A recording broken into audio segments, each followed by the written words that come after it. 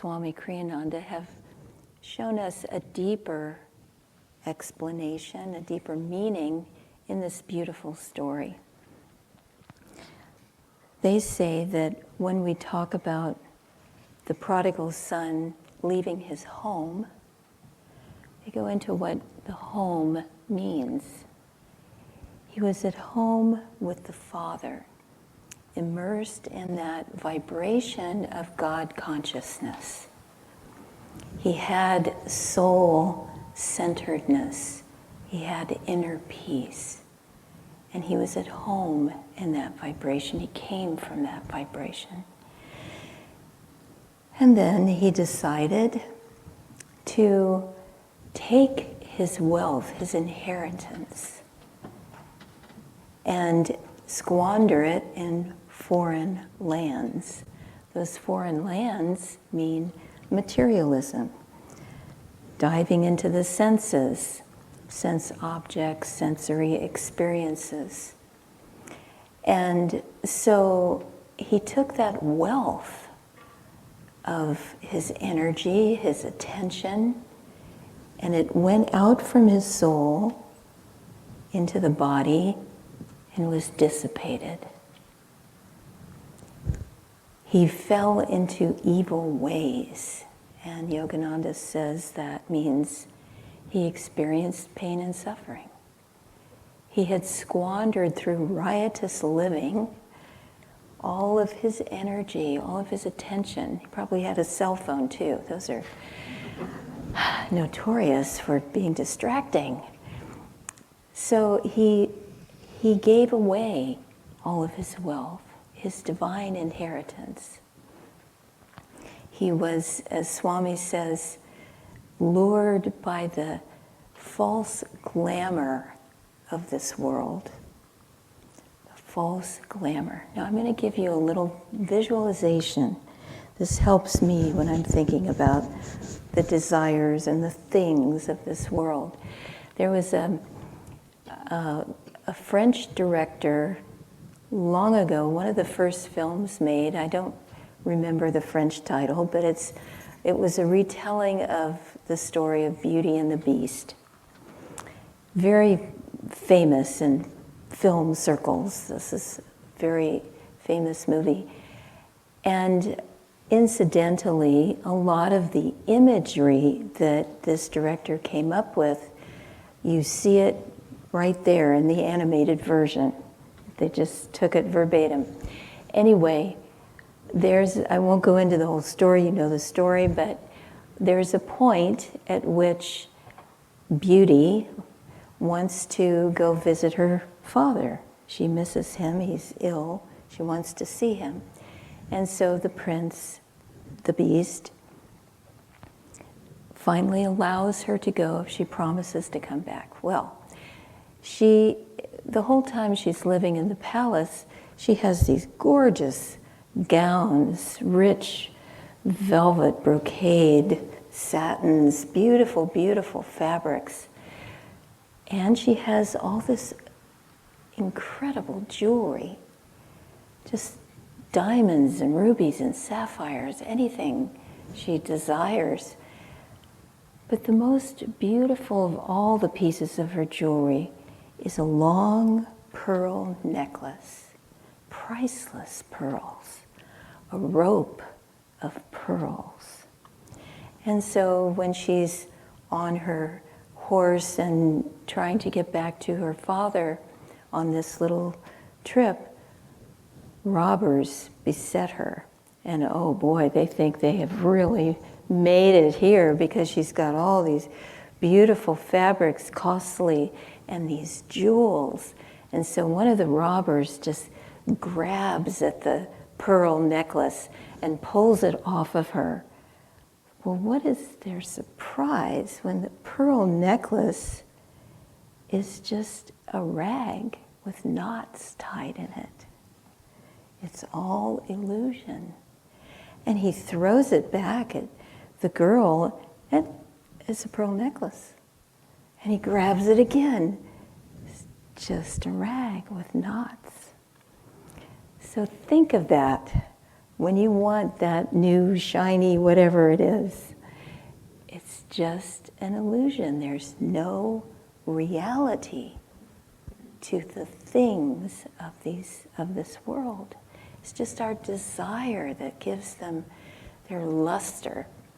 Swami would say it's like broken pieces of glass on the road, and when the sun shines on those pieces of glass, they sparkle. But it's God, the sun, that gives them any kind of illusion. When the sun goes down, it's just broken glass. So that's my imagery for the glamour, the false glamour of this world. So back to the prodigal son. He has spent all his energy, and now there's a famine throughout the country. That symbolizes that the prodigal son is exhausted and he has no spiritual nourishment. There's nothing that he can eat. He has no food. He's hungry. He's starving, in fact. But there's no spiritual nourishment.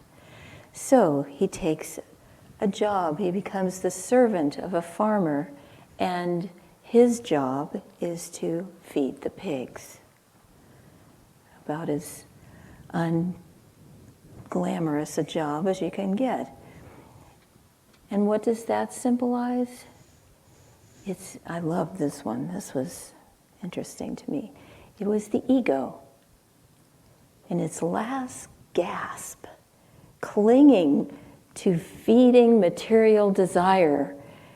Will do anything, even feeding the pigs. We want to stay with sensory objects and sensory experiences. So it's a last-ditch effort of the ego to keep him bound. And then, as the scripture so beautifully says,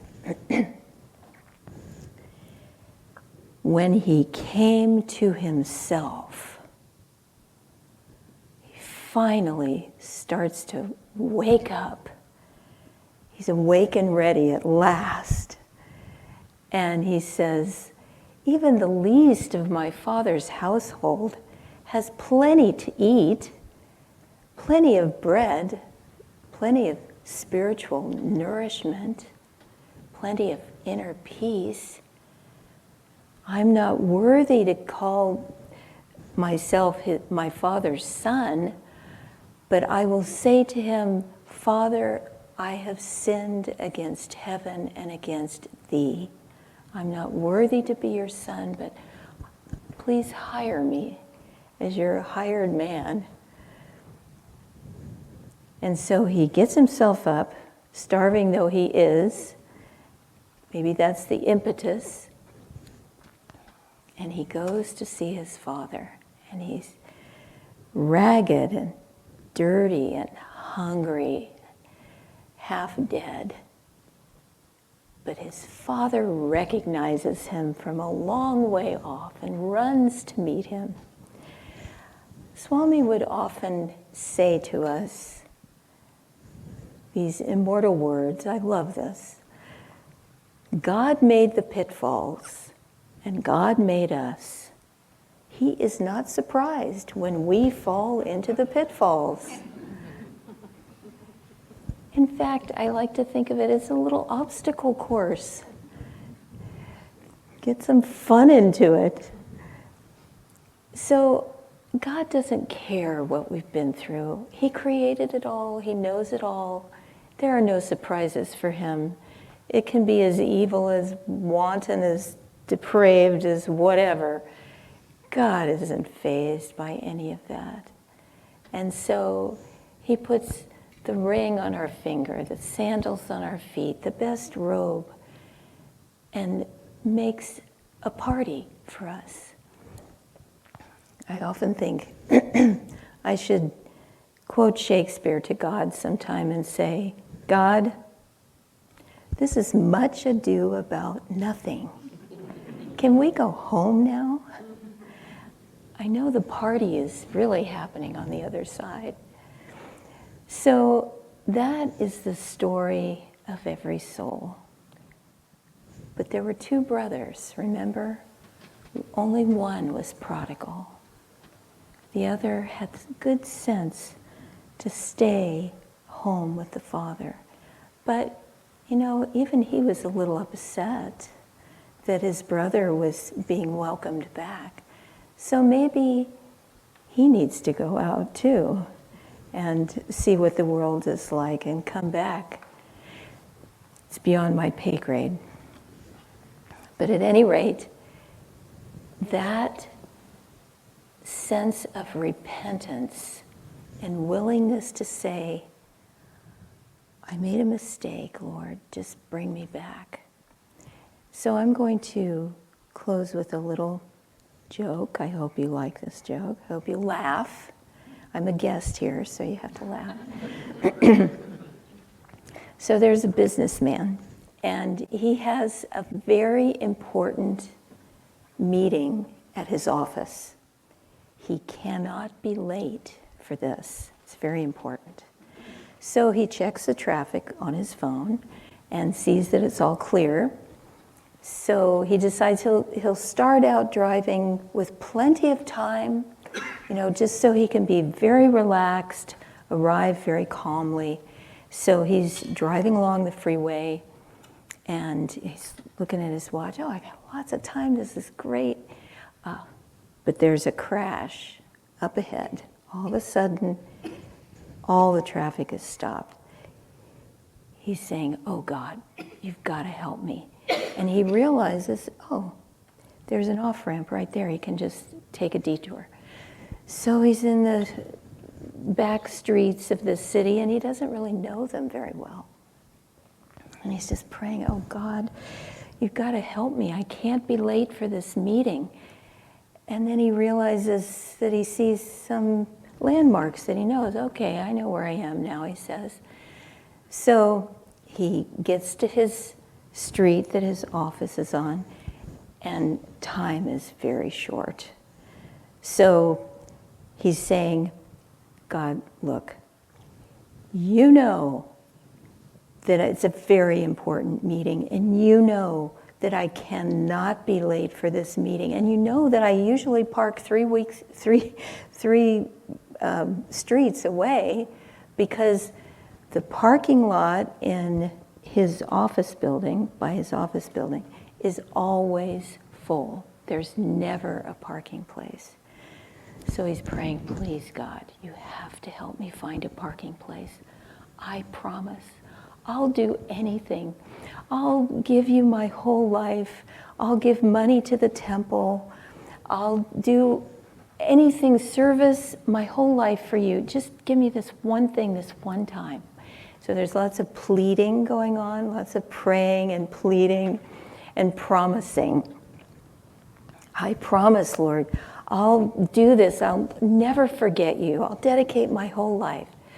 So he's on his street, and he's looking at his office building, and the parking lot is completely full. And he says, Lord, you can't forget me. You have to help me. And so with faith and with all the fervor of his soul, he's praying and promising, and he goes into the parking lot, and it's full, but then he sees there's one parking place right by the stairs. So he doesn't have to walk at all. He can just run up the stairs, and he's going to be in his meeting. And so he grabs the parking place, he parks the car, and he's getting out of the car. He says, hey, thanks anyway, God, but I found a parking place by myself.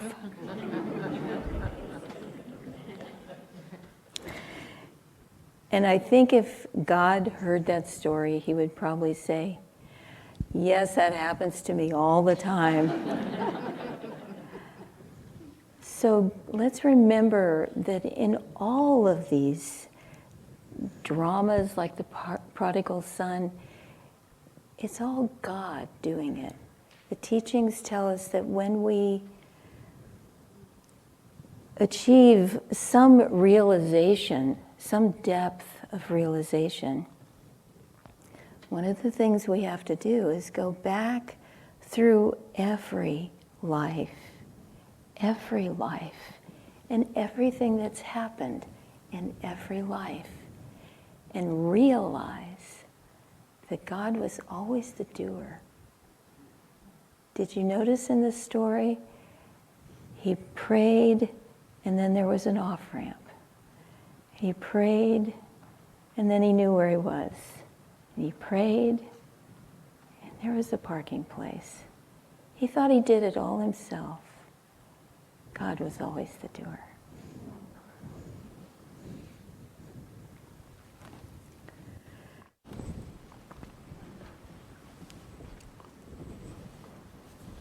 This chant that we did earlier captures a number of little features that Nirmala's been talking about in regards to the prodigal son and how we have come from unity, come from the awareness of spirit in our lives, and gradually become enamored of or committed to, connected with the senses and outward experiences and so forth. And in and of themselves, there's nothing wrong with those. It's when we sort of get lost in that world that we, as she was describing, we sort of lose our spiritual energy, lose our connection to spiritual nourishment.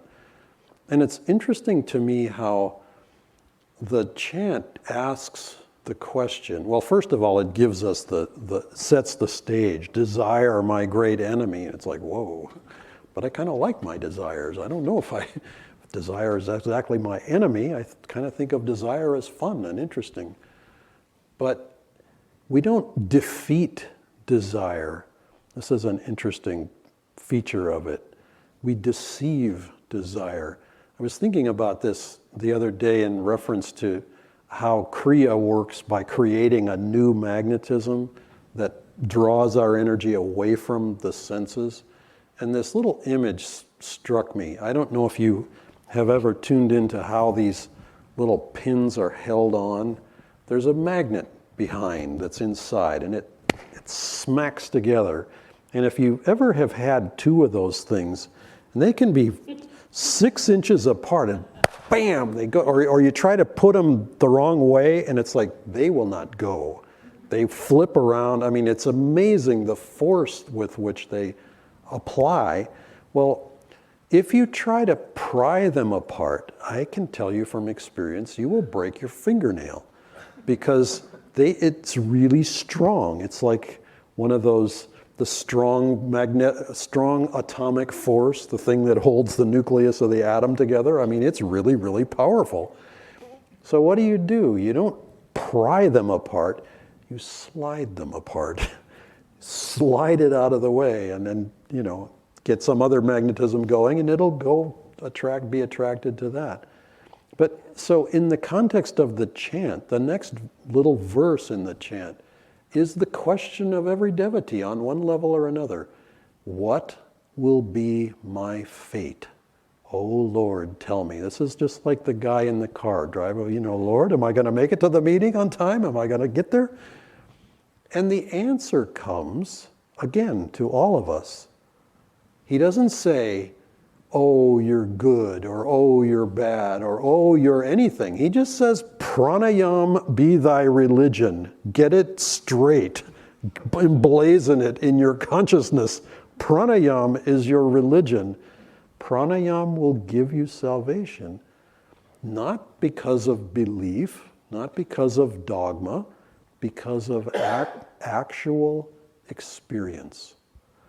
Now, I learned this, you could kind of say I learned this the hard way in foreign lands, as it happens in our lives, because we've lived in a number of them.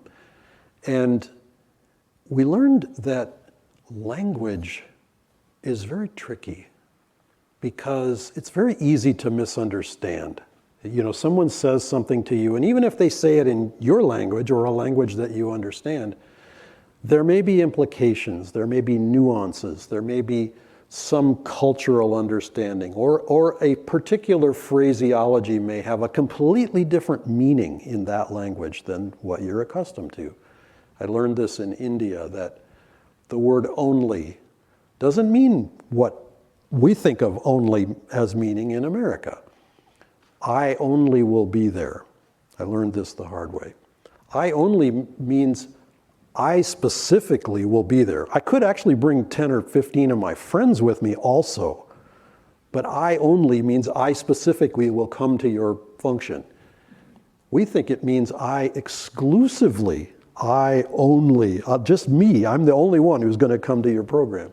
So anyway, little nuances like that. So, how do you discern? The energy never lies. Energy tells the truth. And we watched this with Swamiji. He could read the energy. If the energy was going in a good direction, he was supportive of it. If the energy of the person was going in the right direction, he supported it. When the energy went sideways, support withdrew. And it's very helpful for us in our lives, yoga being a science, yoga being a practice that we refine bit by bit, to learn to watch, because we can see in ourselves, oh, and there's this little point along the way, you know, should I watch the next episode of that thing that I've been watching, even though it's late at night and I'm going to be too sleepy in the morning to do a proper sadhana, or etc. Should I have the extra helping of the yum-yum that I really, really like at night? Or will I regret it come the morning, you know, etc., etc., etc. And we watched this with Swami, and I'll just give you an example of this from his life. He loved beauty from birth, from his entire lifetime. Even as a young child, he said he would climb under a table that had colorful cloth over the side of it, and the light would shine through it. And he said, I would go into a kind of ecstasy, just looking at the light, looking at the beauty of those colors. But with nature, it was very interesting to watch. He preferred his nature rather cultivated, rather refined, shall we say. When we lived here, we took him to Butchart Gardens. He loved it. We went up there twice, and he brought his camera. Some of the last photos that he took in his incarnation were in Butchart Gardens.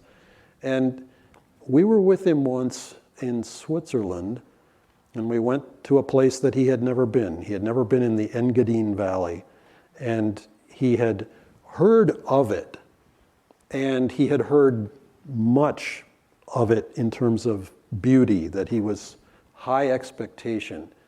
And he was not easily impressed by nature, let me put it that way.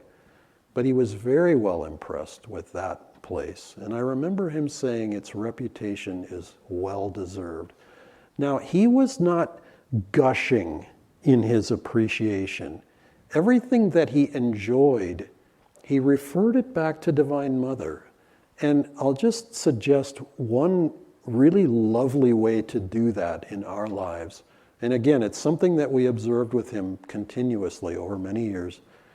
Every time he enjoyed something, he enjoyed it with Divine Mother. And when we do that, we can enjoy life. And we don't have to sort of walk around kind of in a straitjacket, you know, sort of very careful. Oh my God, I don't want to go that way, or don't want to go that way. You know, God forbid that I enjoy something. Swami referred to a sadhu that he had met in India who was very stern in this regard.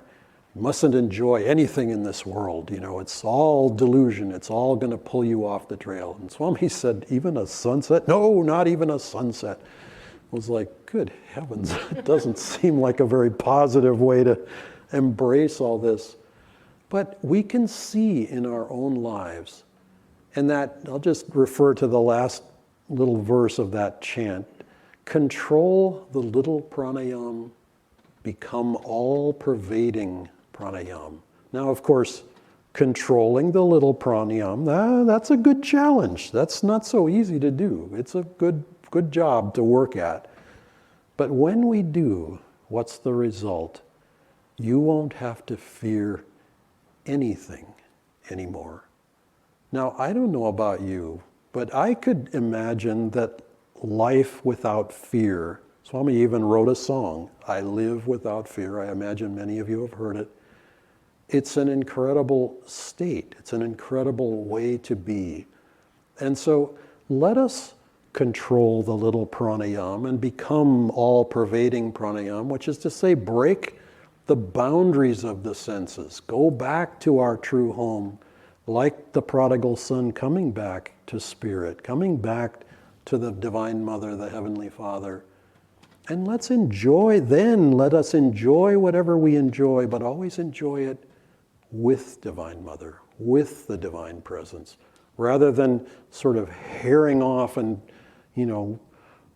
getting lost in the forest or lost in the desert somewhere. Feel that connection and live in that divine connection.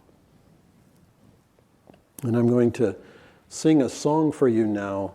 This is one of Swamiji's songs, Through Many Lives, and it touches on these themes of going out into the world, and the world, the universe of duality and delusion, and how to find our way home.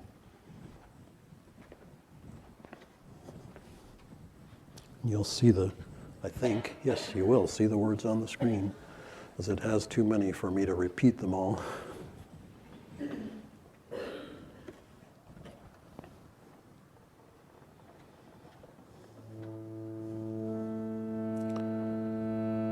Through many lives, I've drunk the cup of laughter. No man could tell the pleasures I have known. The stars in the endless sky, if one could count, would come to billions. Yet as vast as are their number, so many years I've wandered far from you. Yet as vast as are their number, so many years I've wandered far from you. Through many lives I've drunk the cup of sorrow. No man could tell the bitter tears I've shed. The drops in the endless sky, if one could count, would come to billions. Yet as vast as are their number, so many years I've wandered far from you. Yet as vast as are their number, so many years I've wandered far from you. Through countless lives I've sought your cup of sweetness, found other cups, yet thirsted evermore. The streams in the hills of time all found their way into a desert. Every noon of bright fulfillment, ere many hours did sink to evening gloom. Every noon of bright fulfillment, ere many hours did sink to evening gloom.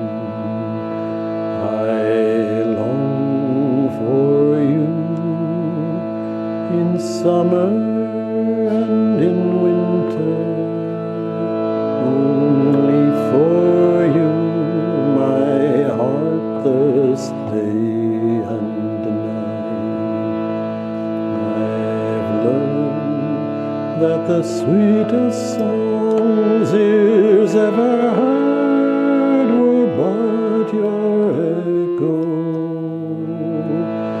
Lord, at last fill me completely, for nevermore I'd wander far from you. Lord, at last